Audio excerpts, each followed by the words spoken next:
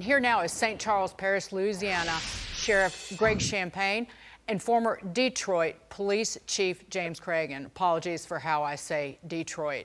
I had to laugh when you said Detroit. I just can't break it. It's said with love.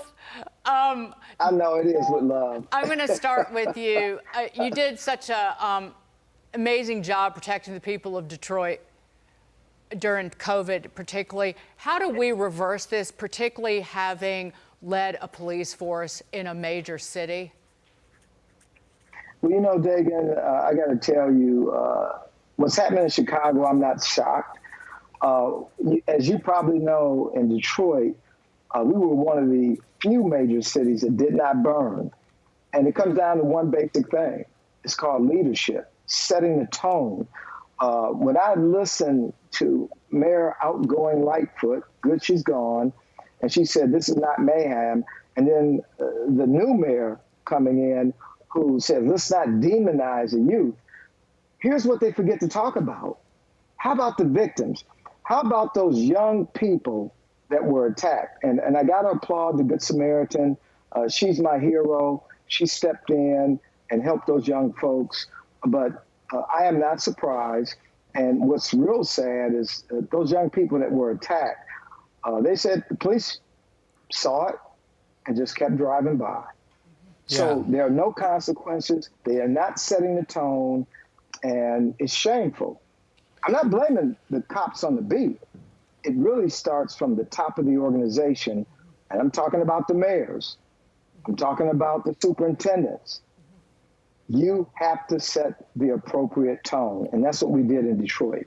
Yeah, and Sheriff Champagne, I mean, to that point, only 15 people, young people, were arrested in this mayhem that happened in Chicago. Only 15. I mean, there's crime all over the place.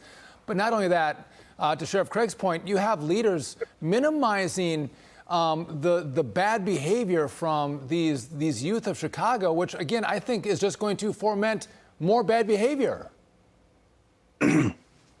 Well, absolutely. First, Dagan and Duffy, thank you for having me. And I'm proud here to represent over 3,000 sheriffs in the country. And the chief hit the nail on the head. In order to look at solutions, you have to first be able to identify what the problem is. And the problem, as he indicated, is a complete lack of accountability. All of us who have raised children know quite well that if children are left to their own devices and they have no family unit and they have no discipline and no consequences, they will act out. When those children are teenagers and young adults, they will also act out with no consequences, but that acting out is called crime. And until, unfortunately, there's a pessimism in law enforcement right now about this, that until apparently there's enough blood on the ground and enough people maimed, raped, rotted, murdered, killed, that there's not going to be changes that are necessary to bring back that accountability. You add to that the war on cops for the last few years, the hostility towards police who basically are scared to do their job for fear of being named the next perpetrator and oppressor, and then break down the family unit. So it's just it's a vicious cycle, and until people have just completely had enough, and I'm afraid until there's almost total anarchy, that nothing is really going to be done, especially in these major cities. Many of us are blessed to have good prosecutors that I am in this parish. In a lot of places in the countryside, the rural areas, there is accountability. But sooner or later, what happens in the cities will move.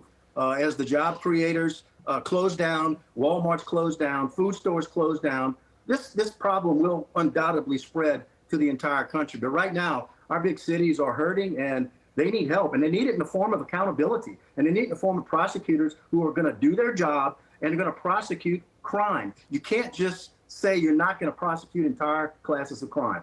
That will lead to what we're seeing right now, which is heading towards the road of anarchy. It's a good point. One day voters will say this is too much and we're going to change course. That day is not now. I'm surprised by that. But Sheriff Greg Champagne and James Craig, thank you both for joining us. We appreciate it. Gentlemen, thank you. Please come back very soon and go visit Detroit and Louisiana. Made you laugh. I love Detroit. Okay.